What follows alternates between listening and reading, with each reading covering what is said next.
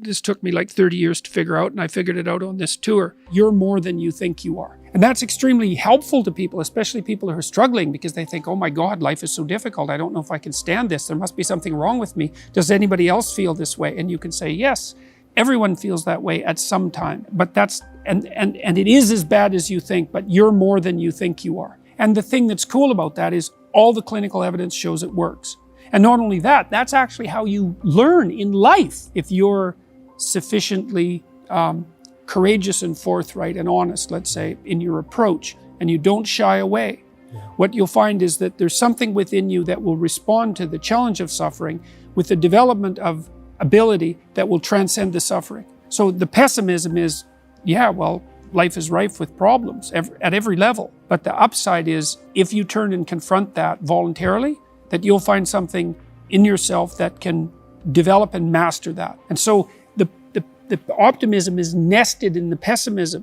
If people are afraid of something that's standing in their way as an obstacle, like maybe you're trying to develop your career and you're afraid of public speaking. Well, I could try to calm you down about your fear and protect you from the challenge that would be associated with public speaking. You say, well, you never have to do that. Or I could say, no, look, you have to learn to present yourself more effectively in public if you're going to develop your career. And you're afraid of it. So let's break down what you're afraid of into 10 steps or 20 steps until we can find a step that's small enough so that you can actually master it. And let's assume that with 3 years of diligent practice that you could become a competent public speaker, at least one that isn't terrified. And with 5 years, you could become an expert. And let's decide how relevant that is to your future prosperity and thriving.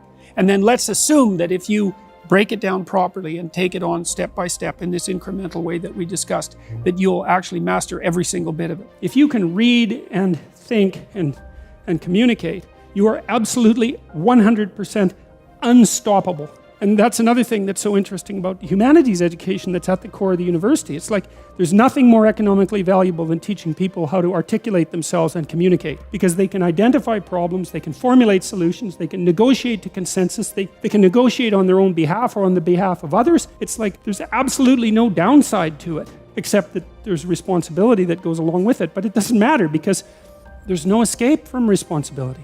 You can either take it voluntarily or you can take it involuntarily. Those are your options, but there aren't any other options. You know, if you set out a path towards a goal, which you want to do because you need a goal and you need a path, because that provides you with positive emotion, right? So you set up something as valuable, so that implies a hierarchy. You set up something as valuable. You decide that you're going to do that instead of other things, so that's kind of a sacrifice, because you're sacrificing everything else to pursue that. And then you experience a fair bit of positive emotion and meaning as you watch yourself move towards the goal. And so the implication of that is the better the goal, the more full and rich your experience is going to be when you pursue it.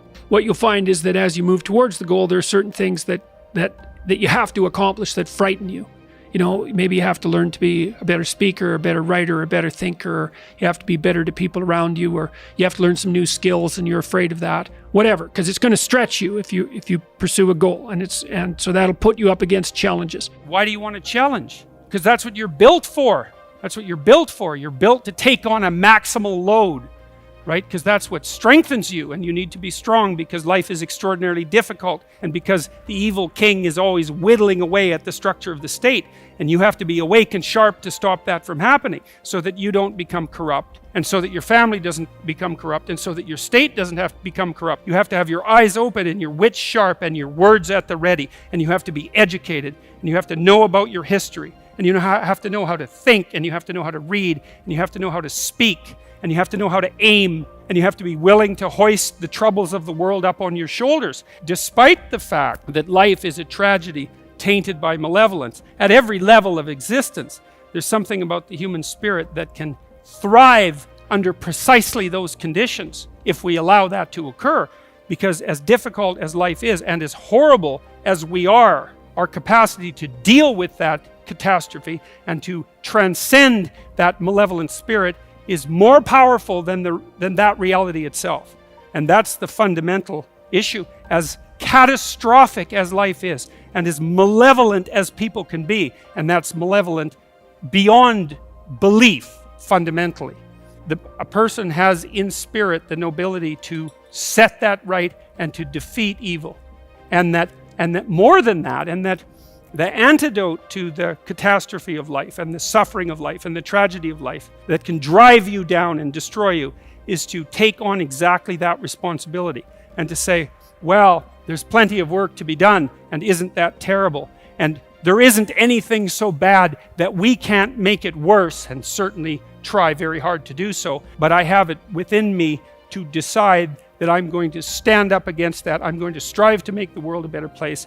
I'm going to strive to constrain the malevolence that's in my own heart, and to set my family straight, and to work, despite my tragic lot, for the betterment of everything that's in front of me. And as soon as you make that decision, then all the catastrophe justifies itself in the nobility of your striving. And that's what it means to be an individual.